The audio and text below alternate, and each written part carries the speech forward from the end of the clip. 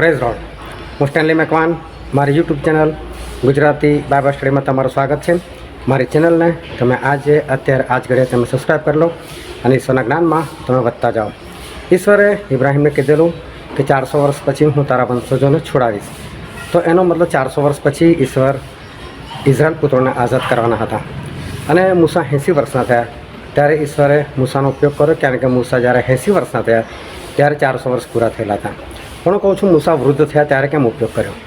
ઈશ્વરે મૂસાને જન્મ 40 વર્ષ પછી આપ્યો હોત તો મૂસા જુવાન ના હોત, 40 વર્ષના ના હોત. તો ઈશ્વરે મૂસાને વૃદ્ધ થયા પછી જ કેમ એમનો ઉપયોગ કર્યો? વૃદ્ધનું શું મહત્ત્વ છે? કેમ ઈશ્વરે દાઉદનો અભિષેક કર્યા પછી પણ એને રાજ તરત નહોતું અપાયું? એની પાછળ શું કારણ હતું? એ જાણવાના માટે આ વિડીયોને આખો જુઓ.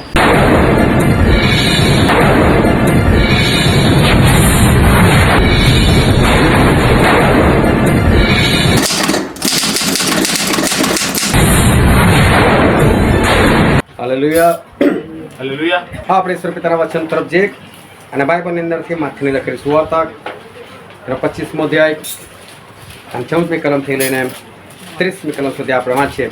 કેમ કે તેનું આવવું એક માણસના જેવું છે, જેણે પરદેશ જતી વખતે પોતાના ચાકરોને બોલાવીને પોતાની સંપત્તિ તેઓને સોંપી.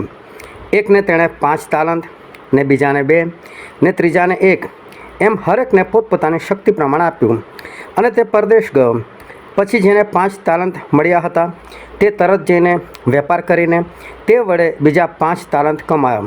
તેમજ જેને 2 તે પણ બીજા 2 કમાયો. પણ જેને 1 તાલંત મળ્યો હતો તેણે જેને જમીનમાં ખોદીને પોતાના ધણીનું નાણું દાટી મૂક્યું. અને લાંબી મુદત પછી તે ચાકરોનો ધણી આવે છે ને તેઓ પાસેથી હિસાબ લે છે. ત્યારે જેને 5 તાલંત મળ્યા હતા તે બીજા 5 તાલંત પણ લેતો આવ્યો ને કહ્યું કે પ્રભુ, તે મને 5 તાલંત સોંપ્યા હતા. જો હું તે ઉપરાંત બીજા 5 તાલંત કમાયો છું. ત્યારે તેના પ્રભુએ તેને કહ્યું કે શાબાશ, સારા તથા વિશ્વાસુ ચાકર, તું થોડામાં વિશ્વાસુ માલુમ પડ્યો છે, હું તને ઘણા પર ઠરાવીશ. તું તારા પ્રભુના આનંદમાં પેસ. અને જેને 2 તાલંત મળ્યા હતા તેણે પણ પાસે આવીને કહ્યું કે પ્રભુ, તે મને 2 તાલંત સોંપ્યા હતા. જો હું તે ઉપરાંત બીજા 2 તાલંત કમાયો છું. તેના પ્રભુએ તેને કહ્યું કે શાબાશ, સારા તથા વિશ્વાસુ ચાકર, તું થોડામાં વિશ્વાસુ માલુમ પડ્યો છે, હું તને ઘણા પર ઠરાવીશ. તું તારા પ્રભુના આનંદમાં પેસ. પછી જેને 1 તાલંત મળ્યો હતો તેણે પણ પાસે આવીને કહ્યું કે પ્રભુ, જ્યાં તે નથી વાવ્યું ત્યાંથી તું કાપનાર, ને જ્યાં તે નથી વેર્યું ત્યાંથી તું એકઠું કરનાર છે. એવો કરોડો માણસ મેં તને જાણ્યો. માટે હું બીધો ને જઈને તારો તાલંત મેં ભોંયમાં દાટી મૂક્યો. જો તને તારું પહોંચ્યું છે. અને તેના પ્રભુએ તેને ઉત્તર દીધો કે અરે ભૂંડા તથા આળસુ ચાકર, જ્યાં મેં નથી વાવ્યું ત્યાંથી હું કાપું છું, ને જ્યાં મેં નથી વેર્યું ત્યાંથી હું એકઠું કરું છું. એમ તું જાણતો હતો તો તારે મારું નાણું શાહુકારોને આપવું જોઈતું હતું કે હું આવું ત્યારે મને વ્યાજ સુદ્ધા મારું મળત. એ માટે જેની પાસેથી તાલંત લઈને જેની પાસે 10 તાલંત છે તેને તે આપો. કેમ કે જેની પાસે છે તે દરેકને અપાશે ને તેને ઘણું થશે.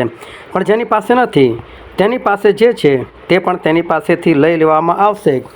અને તે નકામા ચાકરને બહારના અંધકારમાં કાઢી મૂકો, ત્યાં રડવું ને દાંત પીસવું થશે. ઈશ્વર પિતાનું વાંચેલું વચન આપણા માટે પુષ્કળ આશીર્વાદિત છે. અને ઈશ્વર પિતાનું વચન સત્ય છે. અને બાઇબલનું વચન કહે છે કે તમે સત્ય જાણશો અને સત્ય તમને મુક્ત કરશે. આજે પણ આપણે ખૂબ ધ્યાનથી ઈશ્વરનું વચન સમજીએ અને આપણે વિશેષ કરીને પ્રમાણે ચાલીએ કે જેથી કરીને આપણે આકાશ રાજ્યના વારસદાર થઈ શકીએ. વર્ષો પહેલાં જ્યારે મારી એક જગ્યા પર જોબ હતી અને નંદેસરી વિસ્તારની અંદર એક કંપનીની અંદર હું એક્સાઇઝ ઓફિસરની જોબ કરતો હતો. અને મારું જે કામ હતું એ ફક્ત અડધા કલાકનું. સવારે 8 વાગે મારી ડ્યુટી શરૂ થાય અને 4 વાગે પૂરી થાય, પણ 8:30 તો ફ્રી થઈ જાઉં. પછી મારે કશું કામ હોય નહીં. અને બહુ સરસ લહેરની નોકરી, કશું કરવાનું નહીં, અડધા કલાકનું કામ. અને હું નવરો બેઠો ત્યાં થોડી ખણખોદ કર્યા કરું, આમ તેમ જોયા કરું. અને પછી મને એવું લાગે કે કંપનીમાં કશોક સુધારો કરવા જેવો છે. તો પછી હું જઈને મારા બોસને વાત કરું કે બોસ, આપણે આવો સુધારો કરીએ તો અને એમને વાત ગળે ઉતરે કે હા વાત બરાબર તારી કે એટલે મને કહે કે સારું આ તું કામ છે ને તું આગળ કર કે છે અને આ જવાબદારી તું સંભાળ. એટલે બીજી જવાબદારી આવે અને હું પણ ડાયો બનતો જાઉં અને મારી પર જવાબદારી વધતી જાય અને હું જે અડધા કલાકમાં ફ્રી થઈ જતો પછી તો એવું થવા લાગ્યું કે સાહેબ 4 વાગે હું ફ્રી ના થઉં. અને પછી મને એવું લાગ્યું કે મારી પર કામનો બોજો જે છે એ પુષ્કળ વધી ગયો છે. પરંતુ એમણે એવી રીતે મારી પર જવાબદારી નાખી અને એ જવાબદારી હું નિભાવતો હતો. જ્યારે ઈશ્વરે મૂસાને પસંદ કરેલા અને ઈશ્વરે મૂસાને પસંદ કરીને એમને કીધું કે તું આ ઇઝરાયલ પુત્રોને મિસ્ર દેશમાંથી આઝાદ કર. પરંતુ એ સમયે મૂસા 80 વર્ષના હતા અને 80 વર્ષ એટલે આપણે એવું કહી શકીએ કે જેને વૃદ્ધ કહેવાય એવો એક વ્યક્તિ. અને આ મૂસા એ જ્યારે મિસર દેશની ધરતી પર જન્મ લે છે અને એ સમયે ફારૂનું એવું ફરમાન હતું કે કોઈ પણ નર બાળક જો ઇઝરાયલમાં જન્મે ઇઝરાયલ પ્રજાની અંદર એને મારી નાખો. અને એવા સમયે આ મૂસાનો જન્મ ત્યાં થયેલો હતો. હવે ઈશ્વરે વર્ષો પહેલાં ઇબ્રાહિમ સાથે કરાર કરેલો કે ઇબ્રાહિમ તારો વંશ જે છે પ્રદેશમાં ભટકશે એટલે કે લોકો કોઈના ગુલામ બનશે અને 400 વર્ષ સુધી એ લોકોને દુઃખ દેવામાં આવશે પણ 400 વર્ષ પછી એ લોકોને બહાર કાઢીશ. એનો અર્થ કે ઈશ્વરે એક સમયગાળો ફિક્સ કરેલો હતો ઇઝરાયલ પુત્રો માટે કે લોકો 400 વર્ષ એ લોકો ગુલામ બનશે. એટલે 399 વર્ષે એને કોઈ છોડાવવાનું નથી અને 401 વર્ષ પણ લાગવાનું નથી. ના 1 વર્ષ પહેલાં ના 1 દિવસ પહેલાં કે ના 1 દિવસ પછી. ઈશ્વરે 400 વર્ષ કીધેલા એટલે 400 વર્ષ પછી જ ઈશ્વર એમને છોડાવવાના હતા. અને ઈશ્વરે જ્યારે નક્કી કર્યું હશે કે મૂસા દ્વારા છોડાવું એટલે જ્યારે મૂસાને આ પૃથ્વી પર મોકલવાના હતા ત્યારે ઈશ્વરને પહેલેથી ખબર હતી. એમણે યોજના બનાવેલી હતી મૂસા માટે કે આ મૂસા દ્વારા હું ઇઝરાયલ પુત્રોને છોડાવીશ. કારણ કે પ્રભુ યર્મિયા પ્રબોધકને કહે છે એ યર્મિયા તારા માના પેટમાં તું હતો ત્યારથી મેં તને પવિત્ર કર્યો છે, ત્યારથી મેં તને ઇઝરાયલ પ્રજા પર પ્રબોધક નિમ્યો છે. એનો મતલબ બાળ જ્યારે પેટમાં હોય છે ત્યારથી ઈશ્વરની એક યોજના એના માટે બની જાય છે. તો એનો અર્થ કે ઈશ્વરે મૂસા માટે પણ આ યોજના બનાવેલી હતી. પણ જો મૂસા માટે યોજના બનાવેલી હોય અને મૂસા જ્યારે જન્મ લે છે મિસરની ધરતી પર ત્યારે 80 વર્ષ હજુ તો બાકી છે આ લોકોની ગુલામીના. તો ઈશ્વરને ના ખબર હોય કે હું આજે આને જન્મ આપું અને 80 વર્ષો થશે ત્યારે 400 વર્ષ થશે અને ત્યારે હું છોડાવીશ તો આ વૃદ્ધને કંઈ મારે દોડાવવાનું. એને કાં 40 વર્ષ પછી એને જન્મ આપ્યો હતો તો મૂસા જુવાન ના હોત. 40 વર્ષે એ ઇઝરાયલ પુત્રોને એ ના છોડાવત. પરંતુ ઈશ્વર હંમેશા કંઈક ને કંઈક યોજના બનાવે છે અને આપણી યોજનાઓમાં આમ તેમ હોઈ શકે, ખોટી વાતો હોઈ શકે, ભૂલ હોઈ શકે. પરંતુ ઈશ્વરની જે યોજના હોય છે એ યોજના એ અદ્ભુત હોય છે. જ્યારે આપણે કહીએ છીએ કે વૃદ્ધ એ શબ્દ જ્યારે આપણે વાપરીએ છીએ ત્યારે આપણી નજર સમક્ષ ને એક એવો ચહેરો આવી જાય, એક એવું શરીર આવી જાય કે જેના વાળ પૂરા સફેદ છે, જેના શરીરે કરચલીઓ પડી ગયેલી છે અને જેને ઉઠવા બેસવા ચાલવામાં તકલીફ પડે છે. આપણે એને વૃદ્ધ સમજીએ છીએ પરંતુ બાઇબલ એને વૃદ્ધ નથી સમજતું. બાઇબલ તો જ્યારે એવો શબ્દ વાપરે છે ને વૃદ્ધ, તો વૃદ્ધનો બીજો અર્થ ઘરડા, એ ઘરડા અર્થ નથી થતો. પણ જ્યારે ઈશ્વર વૃદ્ધ કહે ને એટલે એનો અર્થ એવો થતો હોય છે કે અનુભવી, કે જેની પાસે જોરદાર અનુભવ છે. એક વાર્તા પહેલાં પણ મેં કીધેલી કે જગ્યા પર એક છોકરો હતો અને એનું લગ્ન નક્કી થતું નહોતું અને ઘણી બધી છોકરીઓ જોઈ પણ બધું રિજેક્ટ થતું હતું અને એવામાં કોઈક જગ્યાએ એનો મેળ પડી ગયો. હવે મેળ પડી ગયો એટલે પેલા લોકોએ સામેવાળાએ છોકરીવાળાએ શરત મૂકી કે ભાઈ જો જાન લઈને આવું તો એક પણ વૃદ્ધ ના જોઈએ, ડોસો કોઈ ના જોઈએ કે છે. એટલે બાપા છે, કાકા છે, મામા છે, બધા નહીં લાવવાના કે છે, વૃદ્ધ ના જોઈએ કે છે. એટલે આણે ઘરમાં વાત કરી કે ભાઈ છોડો નહીં કરું. બધા કે ભાઈ મેલ ભાઈ માન ઠેકાણું પડ્યું છે કરી જ નાખે છે. નહીં આયા અમે લોકો કહે છે, વૃદ્ધ લોકો નહીં આવે. પણ એક વૃદ્ધ હતા એ તો આળા થયા, હું તો આવવાનું કે જે થવાનું થાય, તૂટી જાય કે હું તો આવવાનો જ કે મને તો લઈ જ જવાનું કે છે. હાલ કેટલી ના પાડી પણ પેલો માને નહીં. આને કે ચાલ ભાઈ લઈ જઈએ છે પણ એક કામ કરો છો અમે તમને સંતાડી રાખીશું, તમારે બધાની જાહેરમાં સામે નહીં આવવાનું, તમે સંતાઈને રહેજો કે તો કે સારું. એટલે એમને સંતાડીને લઈ ગયા અને ત્યાં લઈ ગયા તો એ છોકરીને બાપે તો ફરી પાછી શરત મૂકી કે ભાઈ લગ્ન ના કરાવો કે લગ્ન એક શરતે કરાવો કે જો આ નદી વહેશે ને કે એમાં પાણી જાય છે કે તો પાણીની જગ્યા પર તમે કે છે દૂધ વહેતું કરો કે તો જ હું તો લગ્ન કરાવું કે બાકી લગ્ન ના કરાવો કે આવું કોણ કરે? કોણ એને દૂધ વહેતી કરે? એ પેલા હાથ ધોઈને કે છોડે એમ બી લગ્ન થવાનું નથી એટલે પાછા નીકળે. બધા પાછા ગોઠવાઈ ગયા ગાડીમાં. એટલે હું કે ભાઈ શું થયું, પાછા કેમ ગોઠવાઈ ગયા? તો કે થાય એવું છે નહીં, હવે તમે બહાર જ આવી જાવ કે તો કેમ કે તો કે પેલો છોકરીનો બાપ શું કે છે કે નદીમાં પાણી વેચે કે તો કે તમે દૂધ વેચતી કરી નાખો, આટલું દૂધ કઈથી લાવવાનું કે પણ કેવી રીતે દૂધ વેચતું આપણે કરવાનું કે એમાં શું છે લાગે છે થઈ જાય કે થઈ જાય તો ગામ જાય ને જઈને કહે કે નદી ખાલી કરે પહેલાં એને કે પાણી પર હટાવી દે બધું, અમે દૂધ વેચતી કરીએ છીએ. હવે પેલો વિચારો પડે કે આ જોરદાર આઈડિયા છે. એટલે પાછો ગયેલા પેલા કે હવે અમે લગ્ન કરવા તૈયાર છે અને દૂધ વહેતી નથી પણ કરવા તૈયાર છે. કે છે કે તમે ખાલી આ પાણી જે છે ને એ હટાવી દો કે છે એટલે અમે દૂધ વહેતી કરી દે કે તો કે પહેલાં એ બતાવો ગાડીમાં ડોહો છે ક્યાં? વૃદ્ધ માણસ બેઠો છે કઈ કે છે એના વગર આ વસ્તુ શક્ય નથી. એટલે વૃદ્ધ એટલે છે ને કોઈ કમજોર નહીં, વૃદ્ધ એટલે છે ને અનુભવી. એ તો આજકાલના પેલા જવાને હોય તો કોને એવું લાગે મારા બાપાને કંઈ નહીં આવડતું, એમને મોબાઈલમાં 2-4 એપ્લિકેશનો ચલાવતા આવડી જાય એટલે એવું લાગે મારા બાપાને બધું આવડતું હોય. તો બાપાએ બધામાંથી પસાર થયેલા કે છોડ શું આ બધામાં રમવાનું, એટલે એ બધું ના કરતા હોય અને છોકરાને રોકતા હોય. એને કહે ભાઈ તું સ્પીડમાં ના ચલાવીશ ગાડી, ધીરે ચલાવજે કે બાપો એની જવાનીમાં પડેલો જ પહેલાં એનો અનુભવ છે. હા એટલે ના પાડતા. પેલા લોકો બાપા ગભરાય છે, બાપા ગભરાતા નહીં, બાપા આ બધું જોયેલું છે. એટલે વૃદ્ધનો અર્થ કમજોર વ્યક્તિ નથી પણ વૃદ્ધનો અર્થ છે એક અનુભવી એ વ્યક્તિ. હવે ઈશ્વરે મૂસા માટે યોજના બનાવેલી હતી. મૂસા તો એવા સમય પેદા થયા કે જ્યારે એમને મરી જવું પડે જન્મતાની સાથે, એની જગ્યા પર ઈશ્વરે જોરદાર યોજના બનાવી અને જે ઘરમાંથી જે મહેલમાંથી હુકમ નીકળેલો અને જે ફારૂનના મોઢામાંથી હુકમ નીકળેલો એના જ ઘરમાં રાખ્યો. લે એણે જેને પાળી પોસીને મોટો કર્યો, 40 વર્ષ સુધી રાખ્યા. એટલું જ નહીં, બધી વિદ્યાઓ શીખવાડી, યુદ્ધ કળા શીખવાડી, બધું જે કંઈ જમાનાનું ભણતર હતું મિસ્ત્રીઓનું એ પ્રમાણે જોડતા રાજકુમાર તરીકેની બધી ટ્રેનિંગ. અને મૂસા જોડતા રાજકુમાર. પરંતુ મૂસાને એટલું ખબર હતી કે હું ઇઝરાયેલી છું, બસ હું મિસ્ત્રી નથી. એટલે એમનો બધો પ્રેમ એ ઇઝરાયલ તરફ હતો અને એ ઇઝરાયલ તરફના પ્રેમને કારણે એક વખત એમણે મિસ્ત્રીનું મર્ડર કરી નાખ્યું, એક મિસ્ત્રીને મારી નાખ્યું. હવે એના કારણે શું થયું, હારૂન રાજાને ખબર પડી કે આ તો મેં પાડ્યો અને મારા જ લોકોને મારે છે. એટલે મૂસા લાગ્યું કે હવે મારી પણ આવી બનશે. એટલે મૂસા ત્યાંથી ભાગી ગયા અને નજીકમાં બીજો દેશ હતો મિદ્યાન, ત્યાં જતા રહ્યા. ત્યાં ગયા તો બધી છોકરીઓ પાણી ભરવા માટે આવેલી હતી કુએ. પણ ત્યાં પેલા ચરાવનારા હતા, એ ચરાવનારાઓ શું કરતા હતા કે આ છોકરીઓને હેરાન કરતા હતા.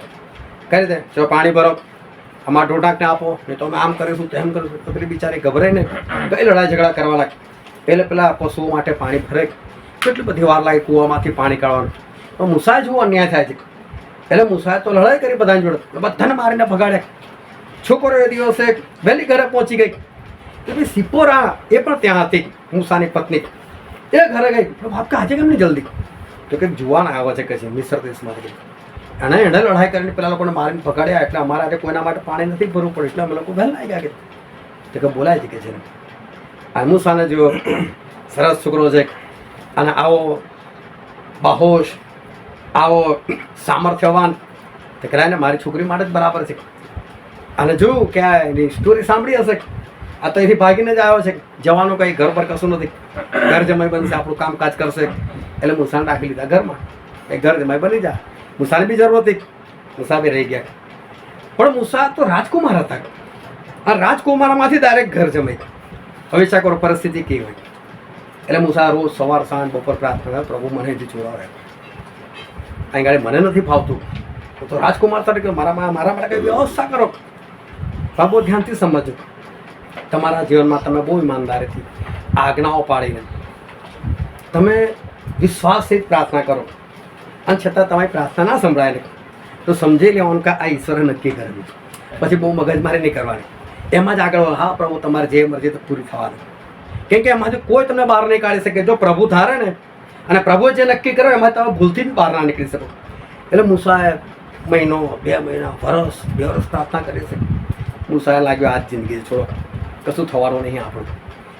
હતા વિશ્વાસી મૂસા. પછી એમાં આગળ વધ્યા.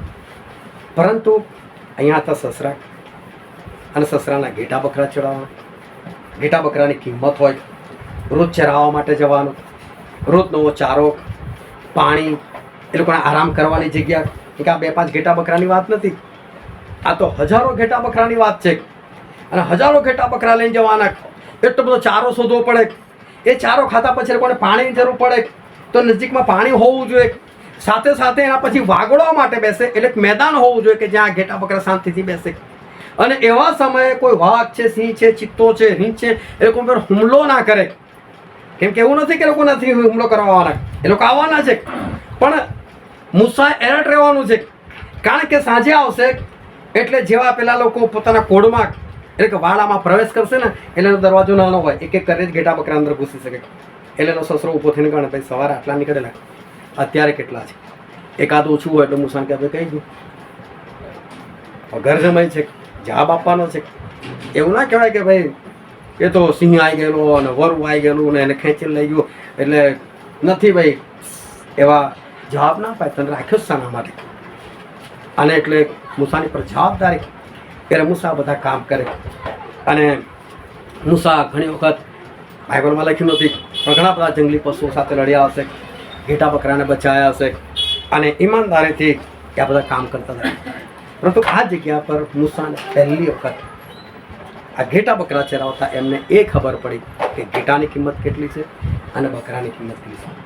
એ જ્યાં રાજકુમાર હતા ને તારા બધ નથી ખબર, એ તો ખાલી ઓર્ડર કરવાનો લાવો લાગે એટલા આવી જાય. અહીંયા તો એમણે પોતે કામ કરવાનું છે, હિસાબ આપવાનો છે. એટલે મૂસાને એક એક ઘેટા બકરાની કિંમત ઈશ્વર દેખાડી કે જો એક ઘેટું મારા માટે કેટલું કિંમતી છે ને એક બકરું બી મારા માટે કેટલું કિંમતી છે. કારણ કે આપણે બધા પેલા બકરા જ હતા અને ઈશ્વર એમાંથી ઘેટા બનાવે છે આપણને. એટલે બકરાની પણ કિંમત છે ઈશ્વરને તો. કેમ કે ઈશ્વરને ખબર કે એવા લોકો માટે જીવ આપેલો છે. ઘેટા માટે થોડો જીવ આપ્યો છે, બકરા માટે જીવ આપ્યો ને એ લોકોને ઘેટા બનાવે છે ઈશ્વર. એટલે ઈશ્વર માટે એ બધાની કિંમત છે. અને ઈશ્વર આ મૂસાનો ઉપયોગ કરીને ઇઝરાયલ પુત્રોને છોડાવવા માંગતા હતા. હવે 40 વર્ષનો જુવાન અને એ ફારૂનના ઘરમાંથી બહાર નીકળે અને ઇઝરાયલ પુત્રોને છોડાઈને બહાર નીકળે અને જો રસ્તામાં આ લોકો એવું કે હે મૂસા તરસ્યો મારો મતલબ બે ખેંચીને હાલે મર તરસ્યો જ. એક રાજકુમાર હતા એ તો કોણ સાંભળે લે? નમ્રતા થોડી હતી એ સમયે. તારો પોતે હુકમ કરનાર અને એટલે કોઈનું નામ નહીં. અને ઈશ્વરને ખબર છે કે આવાનો ઉપયોગ કરું તો ના થાય. મારા ઘેટા બકરાની કિંમત નહીં, એટલે પેલા ઘેટા બકરાની કિંમત એને સમજાવો. એટલે ઈશ્વરની યોજના હતી. વિચાર કરો 40 વર્ષ સુધી મૂસાને એ પરિસ્થિતિમાં રહેવું પડ્યું. કેવા નમ્ર બની ગયા હોય. હવે ઈશ્વર કહે છે મૂસા જા. મૂસા વૃદ્ધ નથી 80 વર્ષે. 80 વર્ષ મૂસા છે ને એક અનુભવી છે. હવે તો ફારૂક પાસે ગયા અને ખાલી કીધું એ મારા લોકોને છોડી દેતો કે તો કે શું નિશાન બતાવે? હારું કે હારું લાકડી નીચે નાખતો, હારું લાકડી નીચે નાખ્યું, સાપ બની ગયો. તો કે આમાં શું છે? જંતર મંતર કરનારાને બોલાય. એ લોકોને કીધું ચાલ ભાઈ આ લાકડી નીચે નાખીને સાપ બની ગયો. તો કે આમાં શું છે? એ લોકો બી કયા ગળમ બગડમ બોલીને લાકડી નીચે નાખીને એ લોકોને લાકડી સાપ બની ગઈ. અને કોઈ પાછા આવ્યા. એની પહેલાં તો ફારૂને વાત કરી લીધી કે આ ઇઝરાયલો કામ શું કરે? તો કે ઈંટો પાડે છે. કઈ રીતે પાડે? તો કે આપણે ઘાસ આપીએ છીએ ને પકાવવા માટે, ઘાસ આપવાનું બંધ કરી દો અને કોઈ એટલી ચીટો થવી જોઈએ કે ઘાસ બી લોકો સુધી ના લાગે. અને મૂસા જો બહાર નીકળે ત્યાં સુધી વાત બધે ફેલી ગઈ અને બધા ગુસ્સે થઈ ગયા. આ તું ગૌર કે છે અમારી ગુલામી વધી ગઈ કે છે. મૂસા શાંતિ સાંભળે, ચિંતા ના કરો, આપણા ઈશ્વર કરશે. પણ 40 વર્ષનો જે ગેપ હતો ને, 40 વર્ષે જે ઈશ્વરે નમ્ર બનાવેલા હતા ને એના કારણે એ તા મૂસા પોતે 40 વર્ષના હતો તો નાતા સાંભળવાના. બધી ઈશ્વરે ઘડિયા એમને એમ ધ્યાન નતા ગયા. બહુ ધ્યાનથી સમજો. ઈશ્વરની એક જોરદાર એ યોજના હતી. મૂસા હવે શીખ્યા આધીનતા એટલે શું. રોજ સવારે ગણીને ઘેટા બકરા નીકળવાના, સસરાનું કહેલું માનવાનું, ફરી પાછું લાવવાના અને ફરી પાછા લાવીને ગણતરી કરીને એમને આપવાના. અને તારે રાત્રે શાંતિથી ઊંઘ મળી શકે. જો એકાદ ઓછું થયું હોય તો પાછું શોધવા જવું પડે. આધીનતા શું? હવે આ મૂસાને આ બધી વાતો હવે ખબર પડે છે. જવાબદારી શું એવો મૂસાને ખબર પડે છે. એક ઘેટા બકરાની કિંમત કેટલી છે એ હવે મૂસાને એ ખબર પડે છે ઈશ્વરે એમને દાઉદને નહોતા પસંદ કરે. દાઉદ બહુ નાના હતા ત્યારે ઈશ્વરે એમનો અભિષેક કરી નાખ્યો હતો. પણ શું ઈશ્વરે એમને દાઉદનો અભિષેક કરી નાખ્યો? ઈશ્વર દાઉદનો અભિષેક એમને નહોતો કર્યો. એને પહેલાં દાઉદને જોયેલા. દાઉદ નાના હતા, એ પણ ઘેટા બકરા ચરાવતા હતા. એમને કોઈ કશું નથી કીધું. પણ તો હતા જેવા ફેમિલીમાંથી, ઘેટા પાળક ફેમિલીમાંથી, અને કદાચ આ જ બધું કામ એ લોકોનું હતું. અને દાઉદ સૌથી નાના, એમના ઘરમાં 8 ભાઈઓમાં સૌથી નાના. મોટા 3 ભાઈઓ ફૌજી હતા. અને આ દાઉદ એ તો ઘેટા બકરા ચરાવવા માટે જાય. અને ત્યાં જઈને એનું ધ્યાન રાખવાનું. એક દિવસ પેલો રીંછ આવ્યું અને ઘેટાનું બચ્ચું મોંમાં લઈને ભાગ્યું. ઘેટાના બચ્ચાએ બૂમાબૂમ કરી નાખી. દાઉદ નાનો છોકરો છે, પણ જુએ છે કે એવું થોડું ચાલે. મારા બાપનું એક ઘેટાનું બચ્ચું લઈને જાય થોડું ચાલે. દોડે છે પાછળ. બાઈબર કહે છે રીંછનો ગુસ્સો આવી ગયો અને એના પર હુમલો કરવા લાગ્યો. બાઈબર કહે છે દાઉદ એક જ ફેટ એવી મારીને રીંછ તેમ મરી ગયું. ઠાર માર્યું એને લખેલું છે. ઠાર મારવાનો મતલબ એક જ વખત મારવાનું, મરી જાય એને ઠાર મારી ગયું. ઈચ્છા કરો કે રીંછની સામું પડવું. ફરી વખત સિંહ આવે છે, સિંહ ઘેટાને લઈને ભાગે છે અને ત્યારે પણ આ ભાગે છે પાછળ. અને બાઈબલ કહે છે સિંહની ડાળી પકડી અને પછી એક ફેંટ મારીને સિંહ ત્યાં મરી ગયું. નાનપણની અંદર આ જે ઘેટા બકરાની જે કિંમત આ દાઉદને હતી, જે કાળજી રાખવાની ટેવ હતી, માતા પિતાની જે આધીનતા હતી, એ ઈશ્વરે જોઈ. ધ્યાનથી સમજો, ઈશ્વર બહારથી નથી જોતા. જે લોકો કહે છે બહારથી નથી જોતા, તો લોકો પેલા સાત શણગારની વાત કરે કે બહારથી એટલે એવું નહીં કે હટ્ટા કટ્ટા બોડીવાળા નથી જોતા, કે હટ્ટો કટ્ટો છે, બોડીવાળો છે, ભણેલો છે, એટલે મારું કામ કરશે, એવું બધું ઈશ્વર નથી જોતા. એનું હૃદય જુએ છે કે આ માણસ અંદરથી કેવો છે, એનામાં દયા નામની કોઈ વસ્તુ છે. શું કહે છે ઇબ્રાહિમ એના નોકરે? મારા લોકોમાંથી કે છે ઈસાક માટે તું સ્ત્રી લઈ આવી કે છે. અને નોકર જાય છે અને ઈશ્વરને પ્રાર્થના કરે છે, કોઈ ઇબ્રાહિમના દેવ, મારી પર બહુ મોટી જવાબદારી છે કે છે, અને મારા માલિકના છોકરા માટે મારે છોકરી લઈ જવાની. આડી ટેડી આવી જાય, ઘરમાં લડાઈ ઝઘડા થઈ જાય તો મારે તો નામ પકડે. પ્રભુ મને એવી છોકરી આપો કે જે ઘર માટે યોગ્ય હોય. પણ એની નિશાની શું? તો કે હું ત્યાં જઈશ, કૂવો હશે ને કૂવે છોકરીઓ પાણી ભરવા માટે આવતી છે, અને હું છોકરોને કહીશ કે મને પાણી આપ.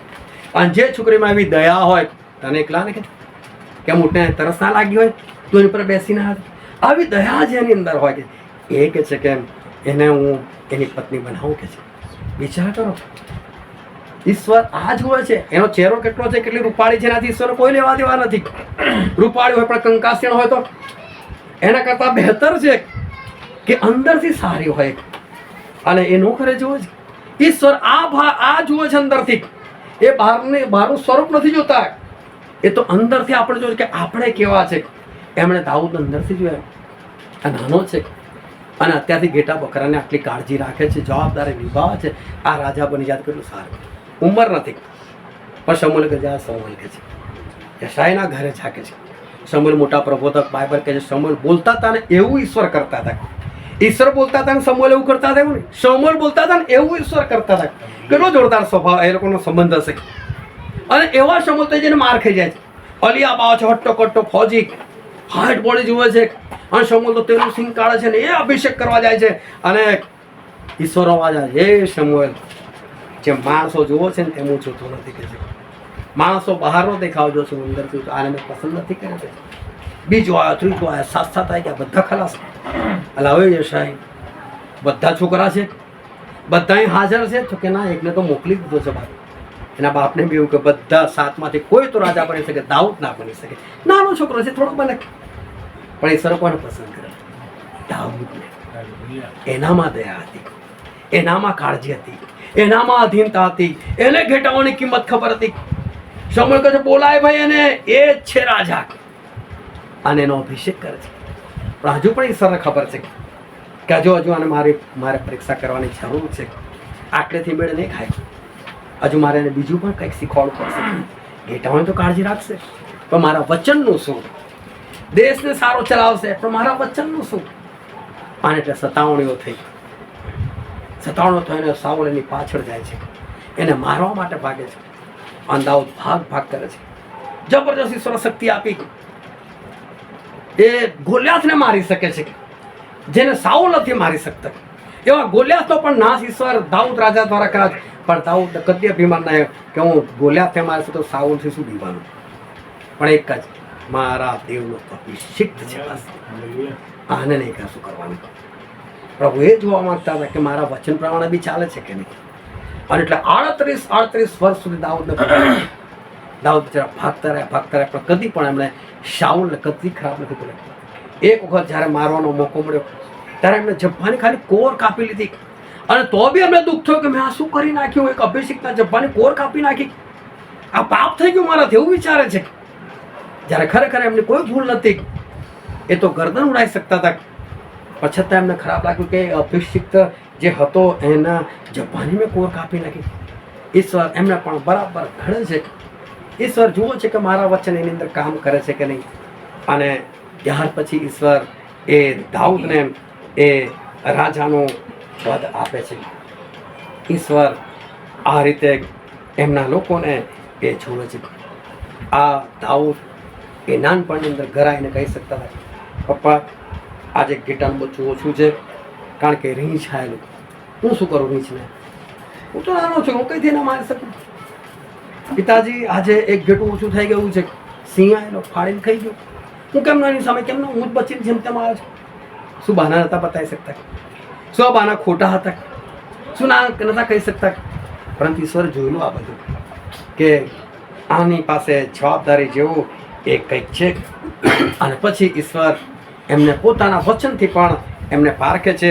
અને ત્યાર પછી સમય આવે એમને એક રાજાની એ જવાબદારી એ સોંપે છે. તો ધ્યાનથી સમજો, એ દાઉદ રાજા એવું કહે છે, હે ઈશ્વર તમે મારી પરીક્ષા કરી છે, તમે મને ઓળખ્યો છે કે છે, તમે મારું દહીં પારખ્યું છે. ઈશ્વરે ઇબ્રાહિમની પરીક્ષા કરી. આ પરીક્ષા બહુ સરસ છે, પરીક્ષા થવી બહુ જરૂરી છે. જો તમારી પરીક્ષા ના થતી હોય ને તો એનો સીધો અર્થ એવો છે કે તમે હજુ દેવના રાજ્યને યોગ્ય નથી.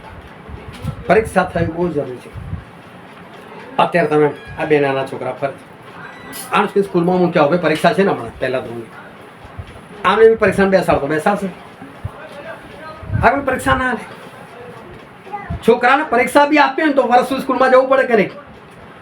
80% હાજરી જોઈએ, 80 તો ઓછી હોય છે. નહીં તું બરાબર ભણ્યો જ નહીં તારે શું પરીક્ષા લેવાની. એનું બધું ટીચર બી કોની પરીક્ષા લે છે? જેને આવડે છે ને એની પરીક્ષા લે, નહીં આવડે એની પરીક્ષા લે. ઈશ્વર કોની પરીક્ષા કરે? ફાલતુ જીવન હોય શેતાનમાં જઈને પરીક્ષા કરવા બેસે. ઘણા બધા લોકો બિંદાસ શું કહે, જોવા તો મારી તો પરીક્ષા ચાલે છે અત્યારે. ફાલતુ હું કહું છું ને, શેતાને પરીક્ષણ નહીં કરતો.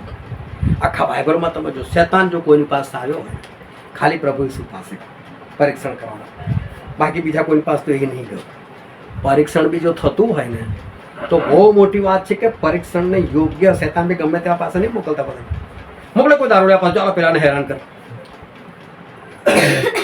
કોઈ વ્યસનમાં હોય, વ્યભિચારમાં હોય, શું એની પાસે મોકલે શેતાન એના દુષ્ટાત્મા? ના, પરીક્ષણ માટે પણ આપણી લાયકાત જોઈએ. પ્રભુ શું પરીક્ષણ થયું? પરીક્ષણ થાય એ ખોટું નથી, પરીક્ષામાં તમે પડી જાઓ એ ખોટું છે. પરીક્ષા બી થાય એના માટે આપણે યોગ્ય હોવા જોઈએ. અને જો પરીક્ષાને આપણે યોગ્ય ના હોય તો ખરેખર આપણું જીવન બેકાર છે. ઈશ્વર એ આપણી પરીક્ષા લે છે. અને ઈશ્વરે એ દાઉદની પણ પરીક્ષા લીધી, મૂસાની પણ પરીક્ષા લીધી. અને ત્યાર પછી ઈશ્વરે એ લોકોને કંઈક કામ સોંપ્યું. પણ તમે જોજો, જ્યારે પ્રભુ ઈસુ આવ્યા અને પ્રભુ ઈસુ શું કર્યું કે પેલા માછીમારો પિત્તર, યોહાન, યાકૂબ, આંદ્રિયા એ લોકોને કઈ પ્રભુની નથી પડી. ત્યાં પહોંચી ગયા. એ છોકરાઓ માછલી નથી આવી તો કે ના, જા ઊંડા પાણીમાં જાળ નાખો કે. જાળ નાખીને પુષ્કળ માછો લાવી. બધાને આશ્ચર્ય થયું, આટલી બધી માછલીઓ. અરે આ તો કંઈ નહીં, હું તમને માણસોને પકડનારા કરીશ. બધા બધું છોડીને પ્રભુની પાછળ. શું પ્રભુએ લોકોની પરીક્ષા કરી? શું લોકોનું કોઈ પરીક્ષણ? કશું જ નહીં. પેલો માથી જેનું બીજું નામ લેવી હતું એ દાણી હતો, અને દાણી ચોકી પર બેસીને કામ કરે. પ્રભુ ત્યાં ગયા, ચાલ મારી પાસે ચાલ કે એવી જતો રહ્યો પાછળ. યહૂદા ઇસ્કરિયોત વિશ્વાસઘાતી હતો. આ બધા શિષ્યો તમે જુઓ તો આ બધા શિષ્યોમાં આટલી લાયકાત નથી, કશું જ નહોતું. ના ઈશ્વરે લોકોની પરીક્ષા કરી, ના એ લોકોને અંદરથી જોયા, ના ઈશ્વરે લોકોને બહારથી જોયા, કશું જ નહીં. મફતમાં એ લોકોને તેડી લીધા. ધ્યાનથી સમજો, શિષ્યો મફતમાં બોલા લીધા. અને મફતમાં બોલાવીને બધાને કહી દીધું કે જો હું તમને દરેક પ્રકારની બીમારી દૂર કરવાનો અધિકાર આપું છું અને દરેક દુષ્ટાત્મા કાઢવાનો અધિકાર આપું છું. અને શિષ્ય તો બધા ખુશ થઈ ગયા અને લોકો તો બહાર કાઢે જાઓ જેને મારું કામ કરીને આવો અને બધા ખુશ થઈને પાછા આ પ્રભુ ખરેખર તમારા નામથી તો જોરદાર જોરદાર કામો થાય છે, દુષ્ટાત્માઓ અમારે વશ થાય છે. પણ આ 12 શિષ્યોને પ્રભુની આટલી કદર નથી. એમને જે અધિકાર મળ્યો એની આટલી પણ કદર નથી. રસ્તામાં શું વાતો કરે ખબર? પ્રભુ શું આગળ આગળ બધા થોડા ગેપ રાખીને પાછળ ચાલે. ખબર છે ગુરુ છે, ગુરુ સામે ગમે તે વાતો ના થાય એટલે પાછળ આપણા મોટું કોણ? પ્રભુ ઉભા થઈ ગયા, એમને ખબર તો વિચાર જાણી લે શું વાતો કરો લા, કેમ આવું વાતો કરો છો? અમારા મોટું કોણ? વિચાર કરો. લોકો પાસે ઈશ્વર અધિકાર આપ્યો છે, કોઈ ફિકર નથી. દુષ્ટાત્મા કાઢવાનો અધિકાર, બીમારીઓ દૂર કરવાનો અધિકાર, પણ મફત મળ્યું ને કોઈ કાળજી નહીં. એ કૃપાદાનોને કોઈ કાળજી નહીં. રસ્તામાં કોઈ મળી ગયો અને કોઈને દુષ્ટાત્મા મળી ગયેલો અને પેલો જે માણસ હતો એ પેલા દુષ્ટાત્મા કહો ચાલ પ્રભુ નામમાં તને કહું છું નીકળાઈ દી. અને આ કહો છે તું કોણ છે કાંડા? અમારી જોડે ચાલે છે, બંધ કર કામ કે તારે નહીં કરવાનું, અમે લોકો કરીએ કે છે. અને ભાઈ પ્રભુને કશું કીધું નહીં. તેથી કોઈ જગ્યા પહોંચે ને ત્યારે બધા પ્રભુ પાસે પ્રભુ એક વાત કહે શું તો કે રસ્તામાં એક માણસ છે ને તમારા નામે ભૂતો કાઢતો, અમે તો ના પાડી. અમારી પાસે ચાલે તો ભૂતો કાઢતો. કારણ કે આપણી વિરુદ્ધનો હોય ને એ આપણો દુશ્મન કહેવાય. જે આપણી વિરુદ્ધ નથી તો આપણો મિત્ર જ કહેવાય ને. મારા નામે જ કરતો હતો ને. તો તમને શું ઈર્ષા આવી કે છે? ઈર્ષા હતી આ લોકોની અંદર, આ કોઈને દેખાય હતી. જ્યારે પ્રભુ ઈશ્વર લોકોને તેડેલા હતા, પ્રભુ ઈશ્વર લોકોને બોલાવે જવાબદારી સોંપેલી હતી, એ લોકોને અધિકાર આપેલો, પણ મફતમાં મળેલું ને. અને મફતમાં મળે ને એની કાળજી લોકો નથી હોતી. તો ધ્યાનથી સમજો, મફત મળે ને એની કાળજી નથી હોતી. એક બહુ ગરીબ ગામ હતું અને એકવાર મારે ત્યાં જવાનું થયું અને હું થોડા બાઇબલ લઈને ત્યાં ગયો. મેં કહ્યું ચલો ગરીબ લોકો છે એ લોકોને જેને બાઇબલ આપણે મફતમાં આપીશું, વહેંચીશું તમે. પણ ત્યાં ગયો મને સર ના પાડી મફત નહીં આપવાનું. મેં કહું 20 રૂપિયા કિંમત, ખાલી 20 રૂપિયા. 20 રૂપિયા લોકો લઈ શકતા હતા, પણ તો બી લોકોના માટે બહુ વધારે નહીં પણ થોડું ઘણું તો 20 રૂપિયા નાખવાના. એટલું તો હતું, પણ મને એટલું કે 20 રૂપિયા લેશે તો ઘરે જઈને વાંચશે. મફતમાં તો બધા તૂટી પડશે, લઈ જશે. મફતની જે કિંમત થવી જોઈએ એ માણસોને એ નથી થતી. અને એટલે પ્રભુ પર શિષ્યોને કીધું એક વચન આપણે વાંચીએ, યોહાનની લખેલી સુવાર્તા તેનો 6થો અધ્યાય અને વચન 38. જેના માટે તમે મહેનત કરી નથી તે કાપવાને મેં તમને મોકલ્યા છે. બીજાઓએ મહેનત કરી છે અને તેઓની મહેનતમાં તમે પેઠા છો. જો પ્રભુ શું કહે છે? તમે બીજાની મહેનતમાં પેઠા. પોતાના શિષ્યોને કીધું તમે શું મહેનત કરી છે? તમે આ અધિકાર મેળવવા માટે શું મહેનત કરી? મેં તમને બોલ્યા, તમને એમને આપી દીધું. તમે કશી મહેનત નથી કરી. તમને કૃપાદાનો જે મળ્યા, તમને અધિકાર જે મળ્યો એના માટે તમે કોઈ પણ પ્રકારની મહેનત તમે લોકોએ નથી કરી. તમે તો બીજાની મહેનતમાં પેઠા છો. અને બીજાની મહેનતનું મળે ને મફતમાં મળે ને ત્યારે એની જે કદર છે એ કદર નથી હોતી. પાઉલ પ્રેરિત શું કહે છે? એક વચન આપણે વાંચીએ, 2 તિમોથી તેનો 1લો અધ્યાય 6ઠ્ઠી કલમ. માટે હું તને યાદ દેવડાવું છું કે જે દેવનું કૃપાદાન મારા હાથ મૂકવાથી તને મળ્યું તેને તારે પ્રદિષ્ટ કરવું.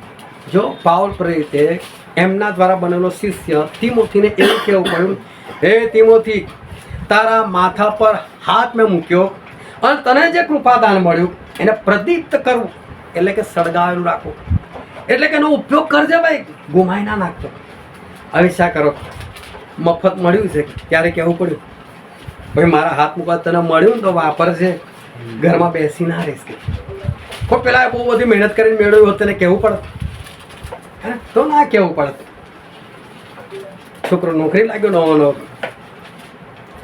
અને ત્યારે ખબર પડે સમય પર નીકળવાનું, તે સમય પહેલાં પહોંચવાનું, સમય થાય ત્યારે જ છૂટવાનું, જે કામ કંઈ કરવાનું, મજૂરી કરવાની. અને પગાર આવ્યો ત્યારે એને ખબર પડી પગાર જોડે સારું એસ તો કે બાપાના જ પૈસાથી થાય. હવે ખબર પડી બાપાના પૈસા ગમે તે ઉડાવતો હતો. છોકરો કામ જ નતો કરતો, એના હાડકા જ નતા રમતા. એટલે બાપા એને કીધું જા કે કમાઈને લાય કે એક દિવસ મજૂરી કરીને આવી તને ખબર પડે કે. વાંધો નહીં, જવું છું કે મજૂરી કરવા માટે. બાપ એમના કામ પર ગયા ને એની મા પાસે મમ્મી બાપાએ આવું કીધું છે. માના છોકરા લાડકા, લે બેટા આવે ને તારે આટલા પૈસા આપી દેજે, આજે કમાઈને લાવ્યો કે સારું. સાંજે બાપા આવી ગયો, કેટલા પૈસા? હાલો આ 200 રૂપિયા. કમાઈ લાવ્યા હતા કેમ?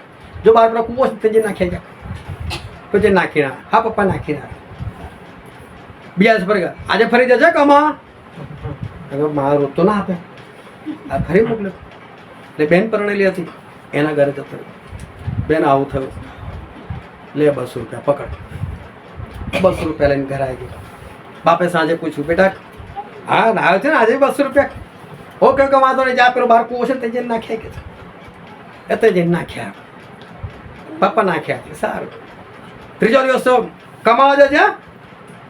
મોટા ભાઈ પાસે ગયો, મોટા ભાઈને કીધું આવું છે. મોટા ભાઈ કે લે 200 રૂપિયા.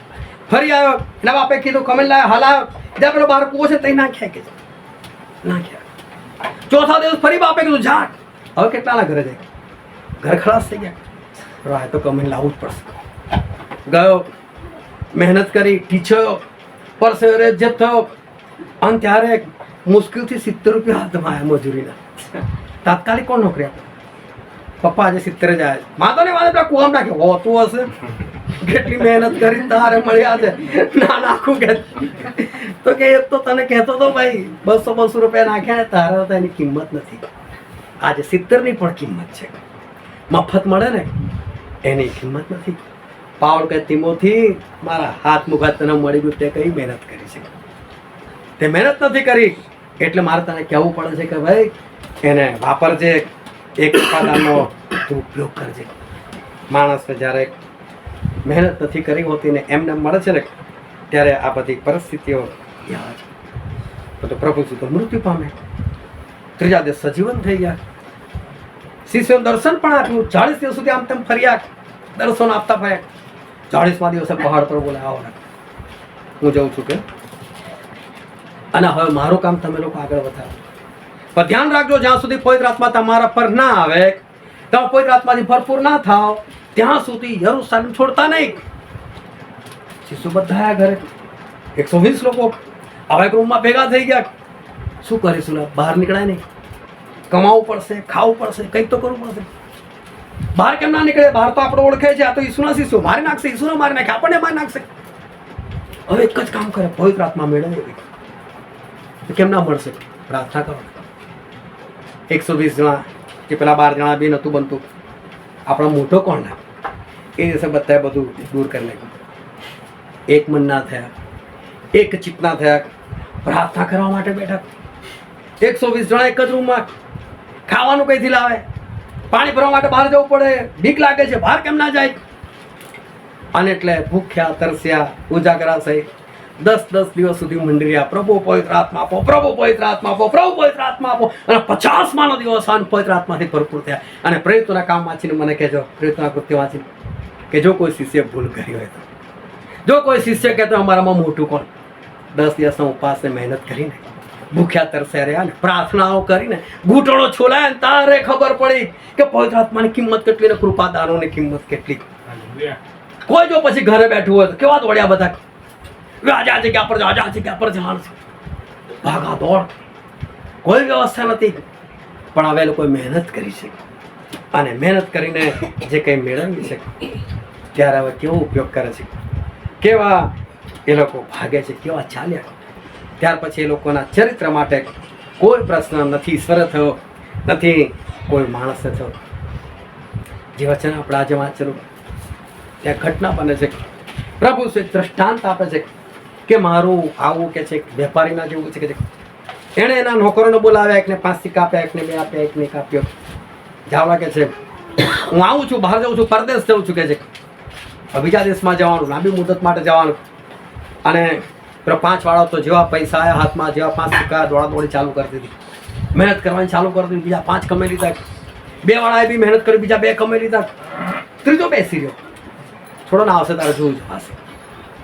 એક તો વાપરો જ નહીં કે એનું તો એને મળી જશે ને, શું બોલશે આપણને? નુકસાન થોડું કર્યું છે આપણે, એટલે બિંદાસથી બેસી રહ્યો. પણ બાકીના 2 દોડ્યા અને એ લોકોએ કામ કર્યું. માલિક અચાનક આવી ગયો, કઈ આવેલા 5 સિક્કા આપેલા, શું થયું? માલિક 5 ની કઈ વાત કરો? 10 છે મારી પાસે. 10? હા, મહેનત કરી માલિક, મેં વેપાર કર્યો, મેં મજૂરી કરી, કમાયો, લો આ 10. કે તમારા 5 થી બીજા 5 આવ્યા છે ને, તમારા છે 10. લો માલિક, નાના નહીં જોતું નહીં કે તારા માલિકના આનંદમાં પ્રવેશ કર કે તું કે વિશ્વાસુ સાબિત થયો. બીજા બોલે 2 તને આપેલા. હા તો માલિક 2 આપેલા શું છે? 4 કર્યા છે, મહેનત કરી છે, દોડ્યો છું કે છે. તો કે શાબાશ, સારા ને વિશ્વાસુ ચાકર, તું થોડામાં વિશ્વાસુ માલુમ પડતા પ્રભુના આનંદમાં પ્રવેશ કરે. ત્રીજો સામેથી આવ્યો. માલિક, જ્યાં તું કે છે વેરતો નથી ને ત્યાં એકઠું કરવાઈ દે છે, અને જ્યાં વાવતો નથી ત્યાં તું કાપવાય. તું તો કઠોર માણસ છે, મેં તને એવો માણસ ધાર્યો કે છે. અને એટલે મેં છે ને દાટી રાખી, કોઈ ખોટ તને નથી કે ત્યાં તારું તને આપી દીધું. તો કે છેલ્લા દુષ્ટ એને કીધું, ઓલા ભૂંડા, જ્યારે તને ખબર હતી કે હું આવો કરડો માણસ છું તો કમસે કમ કોઈને વ્યાજે તો મૂકવું તું. 1નો 1.25 થાત, 1.5 થાત, કંઈક તો થાત. તો કંઈ કર્યું જ નહીં. લઈ લો આની પાસે સિક્કો, 10 વાળાને આપી દો. અને પછી આને કીધું ત્યાં બહાર નાખો અંધારામાં કે છે. તેને રડવું ને દાંતથી શું થશે? નકામો ચાકર છે, એ નકામ આને તમે બહાર નાખી દો. પણ બહુ ધ્યાનથી આ ઈશ્વરનું વચન સમજજો. 1ને 5 સિક્કા આપ્યા, 1ને 2 આપ્યા, અને 1ને 1 આપ્યા. ઊંચ નીચ કેમ? બધાને 5-5 આપવા જોઈતા હતા, કાં તો બધાને 2-2 આપવા જોઈતા હતા, કાં તો બધાને 1-1 આપવો જોઈતો હતો. ઊંચ નીચ કેમ? કોઈને 5 આપી દીધા, કોઈને 2 આપી દીધા, કોઈને 1 આપી દીધો. અને આ તો પ્રભુ શું કહે છે કે મારું આવું વેપારી ના જેવું છે. એને મત આ તો પ્રભુ વેચી આપે છે. આ સિક્કા એટલે કૃપાદાન. ઈશ્વર અન્યાય કેમ કરે? કોઈને 5 આપી દે, કોઈને 2 આપી દે, કોઈને 1 આપી દે. ઈશ્વર અન્યાય કરે? ઈશ્વર અન્યાય ના કરી શકે. પણ અહીંયા જોઈએ છે તો આપણને અન્યાય જેવું દેખાય છે. પણ યોહાનની સુવાર્તામાં લખેલું છે 33 અધ્યાય 34મી કલમ. કેમ કે જેને દેવે મોકલ્યો છે તે દેવના વચન બોલે છે. કેમ કે દેવ માપથી આત્મા નથી આપતો. દેવ માપીને આત્મા નથી આપતા. એ તમને પવિત્ર આત્મા માપી નથી આપતા. એટલે ભાઈ 1 લીટર લે કે 2 લીટર લે કે 10 લીટર લે, એ માપી નથી આપતા. તમારે કેટલા જોઈએ છે તમારી પર નિર્ભર છે. તમે કેટલા પ્રાપ્ત કરવા માંગો છો તમારી પર છે. અને એટલે સર કદી કોઈને માપીને આત્મા નથી આપતા. પણ જે વચન આપણે વાંચેલું હતું માથી લખેલું સુવાર્તા તેનો 25મો અધ્યાય અને એની 15મી કલમ વાંચો. એકને તેણે 5 તાલંત, ને બીજાને 2, ને ત્રીજાને 1, એમ હરેકને પોતપોતાની શક્તિ પ્રમાણે આપ્યું, અને તે પરદેશ ગયો. શું લખ્યું? પોતપોતાની શક્તિ પ્રમાણે. માલિક ઓળખતા હતા ને કોને 5 આપવા ગયા, કોણ 5 સંભાળી શકશે, કોને 2 આપવા છે, કોણ 2 સંભાળી શકે છે. ને 2 વાળાને 5 ના અપાય, 1 વાળાને 2 ના અપાય. પ્રભુ જાણતા હતા કે મારે કોને કેટલા કૃપાદાનો આપવા. હાલેલુયા. તમારો પોતાનો વિચાર કરી લેજો. તમારી પાસે કેટલા કૃપાદાનો છે. ઈશ્વર તમને કેટલા કૃપાદાનોને યોગ્ય કર્યા છે. તમે કેટલા કૃપાદાનોને યોગ્ય છે. ઢગલો છે ઈશ્વર કૃપાદાનો. એમાં આપીને નહીં આપે બે તને 1 જ આપીશ તને 2 જ. તમારી શક્તિ પ્રમાણે તમને કેટલું જોઈએ છે, તમે કેટલું પ્રાપ્ત કરવા માટે તમે પોતાની જાતને યોગ્ય બનાવો છો, તમને એટલું જ મળશે. ઈશ્વરે દરેકને પોતપોતાની શક્તિ પ્રમાણે એ લોકોને વહેંચી આપ્યા. માલિક બધાને ઓળખતા હતા. પણ જો પછી શું થાય છે ત્યારે માલિક ફરી પાછા આવે અને આપણે વાંચીએ એની 28મી કલમ. એ માટે એની પાસેથી તાલંત લઈને જેની પાસે 10 તાલંત છે તેને તે આપો. પ્રભુએ કીધું આનો તો ઉપયોગ જ નથી કર્યો, એટલે આને બહારના અંધકારમાં નાખી દો. પણ એનો તાલંત છે એનું શું કરવાનું? તો કે પેલા 10 વાળાને આપી દો. જો 10 વાળા લખેલું છે બરાબર, તો પ્રભુએ 5 બીજા એને ઉમેરી આપ્યા ને. 5 હતા, બીજા 5 ઓર થયા. હજુ બીજો 1 આપી દીધો, પેલાનો લઈને આને આપી દીધો. લે ભાઈ તું 10 રાખ. ઈશ્વર 2 વાળાને કેમ ના આપ્યું? પણ ઈશ્વર 10 વાળાને જ આપ્યો. 2 વાળાને ઈશ્વર નથી આપતા. માલિકે જોયું આ માણસ યોગ્ય છે, દોડ્યો છે, એની એ પ્રમાણે મહેનત છે, અને એની જે પ્રમાણે મહેનત હતી એ પ્રમાણે પ્રભુને લાગ્યો કે હજુ બી આપીશ ને હજુ બી આ વધારે કામ કરશે, અને માટે ઈશ્વરે એને આપ્યું. મેં શરૂઆતમાં એક વાત કરી કે હું બોસને ડાયો બનતો હતો દુનિયાની ભાષામાં. આપણે આ સુધારો કરવા દો છે. તું કર, ફરી બીજું લાગે આ બી તું કર, ફરી ત્રીજું લાગે આ બી તું કર. મને સમય નહોતું લાગતું બરાબર કે આ બધો ડાહો ના બન્યો તો અડધા કલાકમાં ફ્રી થઈ ગયા. પણ મને સોંપતા કેમ ગયા? પહેલું કરતો ગયો, વિશ્વાસ રાખ, આ કરે તો હજુ બી એક આપો, બીજું કરે તો હજુ બે એક આપો, ત્રીજું કરે હજુ બે એક આપો. પણ પહેલા હું નહીં કરવો તો આપતા ઈશ્વર જુએ છે કે મેં માણસને એક આપ્યું, એણે ઉપયોગ કર્યો, એ દોડ્યો, એણે કામ કર્યું. ઈશ્વર ઓળખે છે બધાને, એ અંદરથી જોઈ, બહારથી નથી જોતા કે મેં જે આપ્યું છે એનો ઉપયોગ કેટલો છે. અને એટલે પ્રભુ જોઈને કામ કરે. આનો એક સિક્કો લઈ લો એટલે 10 વાળાને આપી દો કે છે. પણ ત્યાં બધા લોકો હતા ને જોનારા, બીજા બધા, એ લોકોને પ્રશ્ન થઈ ગયા, માલિક આવું કેમ કરે છે? પેલા પાસે 10 ઓલરેડી છે, શું કામ આનો લઈને પેલા 10 વાળાને આપી દેશે? અને લોકોને લખેલું સુવાર્તામાં લખેલું તેનો 19મો અધ્યાય અને તેની 25 અને 26મી કલમ. તેઓએ તેને કહ્યું કે સાહેબ, તેની પાસે તો 10 મોહર છે. હું તમને કહું છું કે જે કોઈની પાસે છે તેને આપવામાં આવશે, અને જેની પાસે નથી તેનું જે છે તે પણ તેની પાસેથી લઈ લેવામાં આવશે. જો ત્યાં બીજા બધા લોકો હતા, એ લોકોને ગરબડ લાગી માલિકમાં. માલિક આવું હોતું હશે, પેલા બાદ 10 છે ને તમે આની પાસે છે પણ લઈ લો છે. ઉપયોગ જ નહીં કરતો તો, દાટી રાખે છે. તો પેલો તો મહેનત કરે, પેલો દોડે છે ને 11 આપીશ તો ફરી વખત 22 લઈને આવશે મારી પાસે. Hallelujah, hallelujah. સમજી શકો છો કે નહીં? શું ઈશ્વર કહેવા માંગે છે? જેની પાસે એક છે, લોકોને એવું લાગે આ બી જતું રહ્યું, ના, એણે ઉપયોગ નથી કર્યો, નકામું પડી રહ્યું છે. ઈશ્વર શું કામ પોતાનું તાલંત એ વેડફવા દે? ઈશ્વરે લઈ લીધું. જે દોડે છે એને હજુ આપો, એને હજુ આપો. મૂસા એ ઘેટા બકરા પાછળ દોડ્યા, મહેનત કરી, એમને સાચવ્યા, કાળજી રાખી, જવાબદારી નિભાવી, આધીનતા રાખી. ત્યારે ઈશ્વરે સોંપ્યું, આખી ઇઝરાયલ પ્રજા તેને સોંપ્યું, જાય અને મિસ્ર દેશમાંથી બહાર કાઢ. હાલેલુયા. જો પેલા ઘેટા બકરા મૂસાએ ના સાચ્યા હતા તો મૂસાને ઈશ્વર પૂછતા પણ નહીં. હાલેલુયા. હાલેલુયા. જો દાઉદ રાજા યોગ્ય કાળજી ના રાખે ઘેટાઓની, જો એની સામે ના લડ્યા હોત, જો એ સિંહ સામે ના લડ્યા હોત તો ઈશ્વર કદી એનો અભિષેક ના કરત. પણ આ બધી વાત બહાર થોડી આવી. આ તો ઈશ્વર જોતા હતા. દાઉદે કદી કોઈ સાક્ષી આપેલી? એ તો ગોલિયાત સામે જ્યારે લડવાનું થયું ત્યારે મજબૂરીમાં એમણે બોલવું પડ્યું કે ભાઈ તમે મને હાલતું ફાલતું ના સમજો, ઈશ્વર નામથી ગમે તે કરવા માટે તૈયાર છું. કેમ કે ઈશ્વર મને રીતથી બચાવ્યો છે, મને સિંહથી બતા, ગોલિયાત શું પડે? ત્યારે એમણે સાક્ષી આપી બધાને. બાકી એમને ખબર હતી કે હું આટલો નાનો ને આવું બધું બોલતો બધા હસી કાઢશે અમને. આજે દેખાડી આપવાનો વખત છે. બાકી એમણે કદી એની પહેલા કદી ખાલી ખાલી હોશિયાર નથી મારી, હું તો રીછને મારી શકું છું ને આમ કરી શકું છું. ના, પણ ઈશ્વરે જોતા હતા. લોકોએ નથી જોયું, આપણે ઈશ્વર જોયા. અલિયાબને નથી જોયું કદી આ રીતે.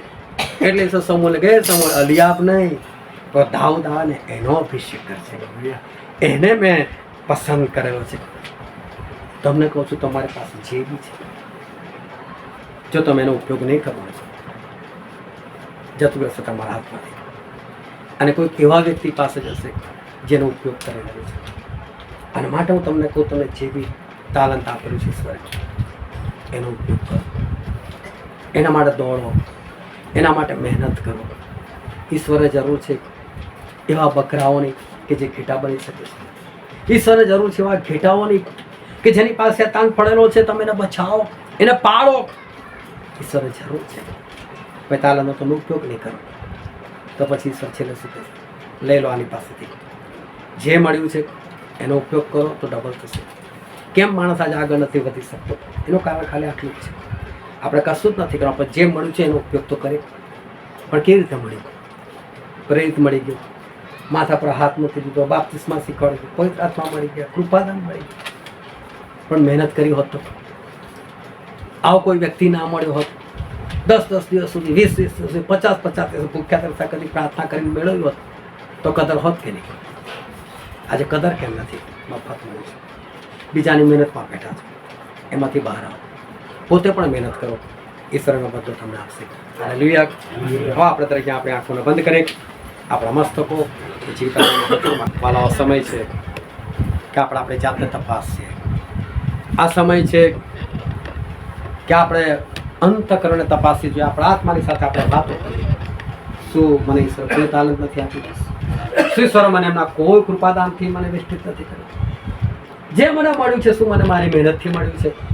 જે કૃપાદાન આજે મારી પાસે છે, કદાચ હું ઉપદેશ કરી શકું છું, કદાચ હું સાક્ષી સારી રીતે આપી શકું છું, કદાચ હું રીડિંગ સારી રીતે કરી શકું, કદાચ હું આરાધના કરી શકું છું, કદાચ હું કોઈ ઉત્તેજન આપી શકું. જે બી તારણ છે તમારી પાસે, તમને આજે કેવી રીતે મળ્યું છે તમે યાદ કરો. શું તમે એના માટે બહુ નાણાં ખર્ચ્યા છે?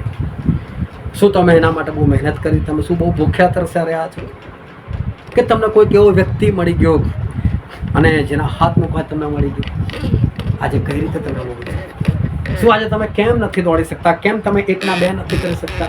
શું એવું તો નથી કે મફતમાં મળ્યું માટે એની કદર નથી કરી? વાલા, આજે સમય છે કે આપણે ઈશ્વરના કૃપાદાનની કિંમત સમજીએ. એ અમૂલ્યથી અમૂલ્ય સોના ચાંદીના દાગીના કરતાં પણ વધારે કિંમતી છે.